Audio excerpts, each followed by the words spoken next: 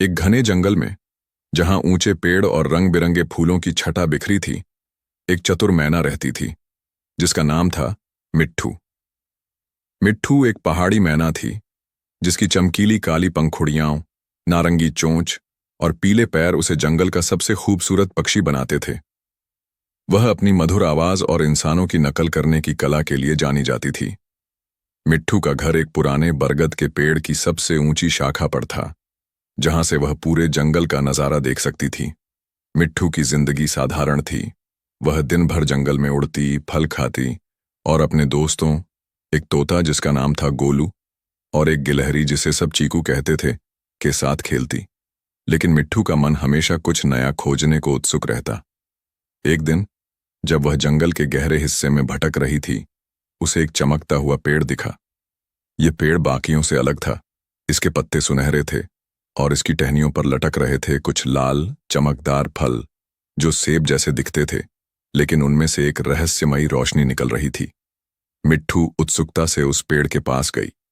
उसने देखा कि पेड़ के नीचे एक पुराना साधु ध्यानमग्न बैठा था। साधु की आंखें बंद थीं और उसके चेहरे पर एक अजीब सी शांति थी। मिट्ठू ने साधु को जगाने की कोशिश की, लेकिन वह नहीं जागा। फिर उसने एक फल तोड़ा और उसे छक्का। जैसे ही उसने फल खाया, उसके शरीर में एक अजीब सी सनसनी दौड़ी। अचानक वह इंसानों की तरह बोलने लगी। उसकी आवाज में अब सिर्फ चहचहाहट नहीं थी, बल्कि वह स्पष्ट शब्दों में बात कर सकती थी। मिट्ठू हैरान थी। उसने अपने दोस्तों गोलू और चीकू को बुलाया और उन्हें अपनी नई शक्ति दिखाई। गोलू ने हंसते हुए कहा, मिट्ठू, अब तो तू जंगल की रानी बन जाएगी। लेकिन चीकू, जो थोड़ा डरपोक था, बोला, यह फल तिलिस्मी है, इसे खाने का नतीजा अच्छा नहीं होगा। मिट्ठू ने चीकू की बात को मजाक में उड़ा दिया और फैसला किया कि वह इस शक्ति का इस्तेमाल जंगल के भले के लिए करेगी। मिट्ठू ने जंगल के सभी जानवरों को इकट्ठा किया और उन्हें बताया कि वह अब इंसानों से बात कर सकती है। उसने वादा किया कि वह पास के गांव में जाकर उनकी समस्याएं सुनेगी और उनकी मदद करेगी। जंगल के जानवरों ने उसका हौसला बढ़ाया और मिट्ठू गांव की ओर उड़ चली। गांव में मिट्ठू ने देखा कि लोग सूखे की मार झेल रहे थे। नदी सूख चुकी थी और फसलें मुरझा रही थीं। मिट्ठू ने गांव के सरपंच से बात की। उसकी इंसानी आवाज सुनकर सरपंच हैरान रह गया। मिट्ठू ने कहा, मैं जंगल से आई हूं, मेरे पास एक तिलिस्मी फल की शक्ति है, मैं तुम्हारी मदद कर सकती हूं। सरपंच ने उसकी बात मानी और गांव वालों को इकट्ठा किया। मिट्ठू ने सुझाव दिया कि गांव वाले जंगल के गहरे हिस्से में एक प्राचीन कुएं को खोजें जो सूखे में भी पानी दे सकता है। गांव वाले मिट्ठू की बात मानकर जंगल गए और कुआं खोज निकाला। उस कुएं से पानी निकालकर गांव में लाए और धीरे धीरे उनकी फसलें फिर से लहलहाने लगीं। गांव वाले मिट्ठू को अपना रक्षक मानने लगे। लेकिन इस खबर ने पास के शहर के एक लालची सेठ रघुनाथ के कानों तक भी पहुंच बनाई। रघुनाथ ने सोचा कि अगर वह उस तिलिस्मी फल को हासिल कर ले तो वह दुनिया का सबसे ताकतवर इंसान बन जाएगा। रघुनाथ एक धनी व्यापारी था जिसका लालच उसकी पहचान था। उसने सुना कि एक मैना पक्षी जो इंसानों की तरह बोल सकती है, गांव की समस्याएं हा बाई सी सुलझा रही है। उसने अपने नौकरों को बुलाया और उन्हें जंगल में उस तिलिस्मी पेड़ को खोजने का आदेश दिया। रघुनाथ का मानना था कि अगर वह उस फल को खा लेगा तो वह भी इंसानी बोली बोल सकेगा और उसकी बुद्धि इतनी तेज होगी कि वह दुनिया पर राज कर सकेगा।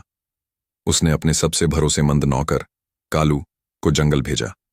कालू एक चालाक और क्रूर आदमी था। वह जंगल में गया और उसने तिलिस्मी पेड़ को खोज लिया। लेकिन साधु, जो अब तक चुप था, अचानक जाग गया।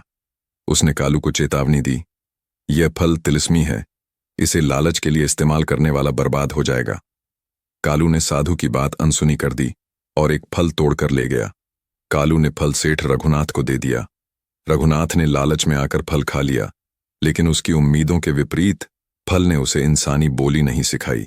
इसके बजाय उसकी आवाज पूरी तरह बदल गई।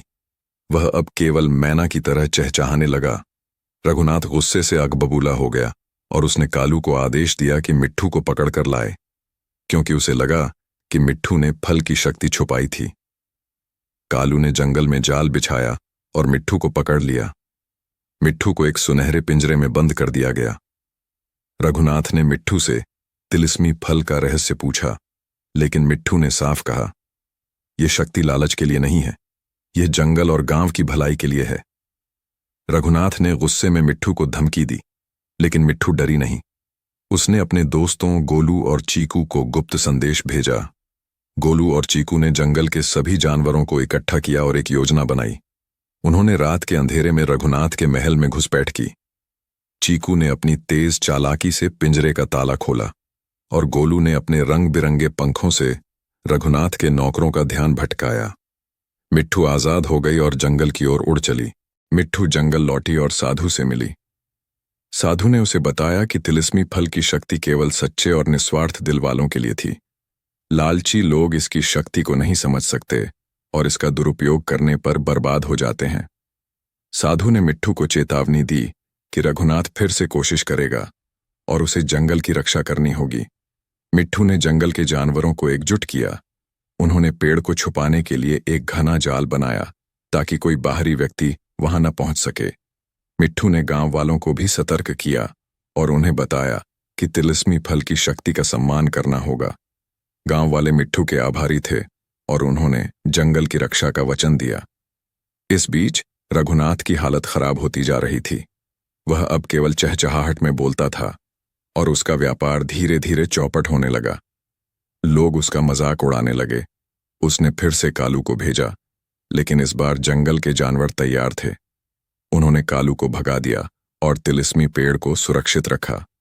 मिट्ठू ने साधु की सलाह पर तिलिस्मी फल को जंगल के सबसे गहरे हिस्से में छुपा दिया। उसने गांव वालों को सिखाया कि प्रकृति का सम्मान करें और लालच से बचें। रघुनाथ अंततः अपनी गलती समझ गया और उसने मिट्ठू से माफी मांगी। मिट्ठू ने उसे माफ कर दिया, लेकिन फल की शक्ति उसे नहीं दी।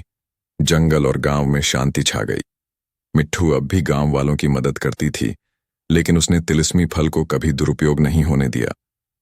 साधु ने मिट्ठू को आशीर्वाद दिया और कहा, तूने प्रकृति का सम्मान किया, अब यह जंगल हमेशा सुरक्षित रहेगा।